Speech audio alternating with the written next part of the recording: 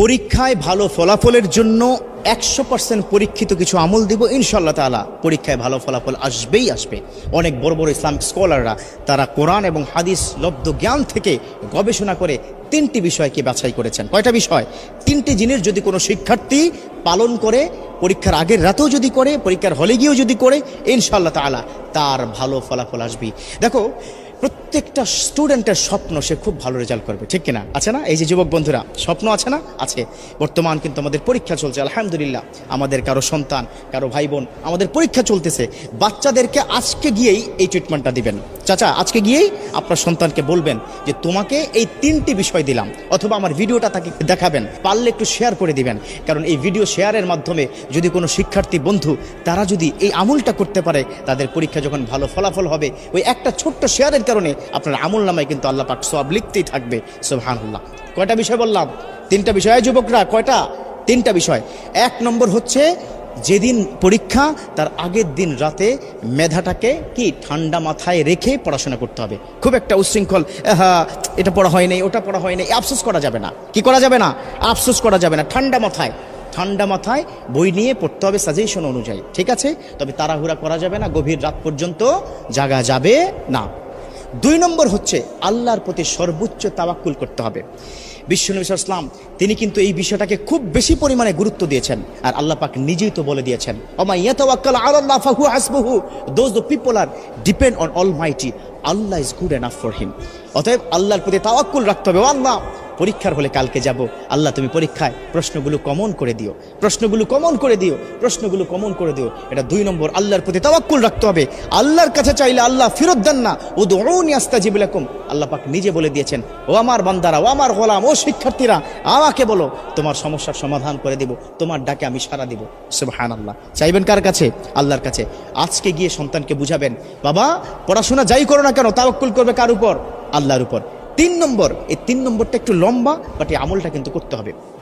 3 নম্বর আমলটা হচ্ছে, তুমি যখন পড়তে বসবে তখন রব্বি জিদনি ইলমা এটা পড়বে। রব্বি ইয়াসসির ওয়ালা তুআসসির ওয়া তাম্মিম আলাইনা বিল খায়র, কোরআনের কিন্তু আয়াত। এটা 2 সূরা থেকে 2টো আয়াত সংমিশ্রণ করে অনেক আল্লাহর ওলিরা তাদের যারা অনুসারী তাদেরকে বলেছেন যে এই 2টো আয়াত যদি কোনো সন্তান পড়তে থাকে, তিনি যা পড়বেন দ্রুত মুখস্থ হবে এবং সেটা মাথায় থাকবে। কথা ক্লিয়ার? রব্বি জিদনি ইলমা রব্বি ইয়াসসির ওয়ালা তুআসসির ওয়া তাম্মিম আলাইনা বিল খায়র, এটা পড়তে হবে পড়ার আগেই। এবং সকালবেলা ঘুম থেকে উঠে মেন্টালি ফ্রি থেকে একদম ফ্রেশ হয়ে উজু করে তারপরে যা কিছু প্রয়োজন পরীক্ষার হলে যাওয়ার জন্য সেগুলো হাতে নিয়ে বিসমিল্লাহি তাওয়াক্কালতু আলাল্লাহ বলে কিন্তু ঘর থেকে বের হতে হবে। একটা টিপস দিব, সেটা হচ্ছে পিতামাতার কাছে একটু দোয়া চাইতে হবে। আল্লাহু আকবার। একটা কথা কি মাথায় রাখবে, এই পিতামাতা যদি তোমাকে দোয়া করে দেয়, পৃথিবীর কোথাও তুমি ঠেকবে না। পরীক্ষার হল তো স্বাভাবিক একটা বিষয়। এবার পরীক্ষার হলে প্রবেশ করার পরে বিসমিল্লাহ করে পরীক্ষার হলে প্রবেশ করবে। আমরা বর্তমান সময় আমরা কি দেখি, আমাদের সময় ছিল যে পরীক্ষার হলে গেলেই বন্ধু বান্ধব হই হুল্লোড়, চিৎকার চেঁচামেচি, তুই কি এটা কি পড়েছিস কিনা, এই কি ব্যাপার, কি দোস্ত তোর কি খবর, এই ধরনের কথা বলা যাবে না। একদম চুপচাপ ঠান্ডা মাথায় নিজের সিটে গিয়ে বসে আল্লাহকে ডাকতে হবে। একটা কোরআনের আয়াত শিক্ষা দিই, খুব মনোযোগ। হাসবুনাল্লাহু ওয়া নি'মাল ওয়াকিল নি'মাল মাওলা ওয়া নি'মান নাসির, এই কোরআনের আয়াতটা পড়তে হবে। হাসবুনাল্লাহু নি'মাল ওয়াকিল নি'মাল মাওলা ওয়া নি'মান নাসির। এবার প্রশ্ন হাতে কি পেয়ে গেছো? প্রশ্নটা হাতে পেয়ে সাথে সাথে না উল্টিয়ে 2টো কাজ করবে।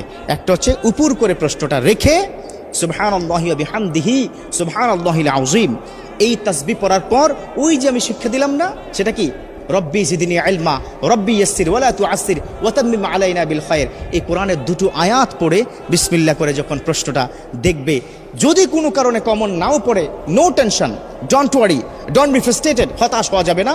কারণ যা পড়েছে কমন সেগুলো তো লিখবেই, যা পড়ে নাই ওই লিখতে লিখতে দেখবে আল্লাহ পাক জেহেনের মধ্যে ঢুকিয়ে দিবে। সুবহানাল্লাহ। মোটা দাগে 3টি কাজ। কয়টি কাজ দিলাম?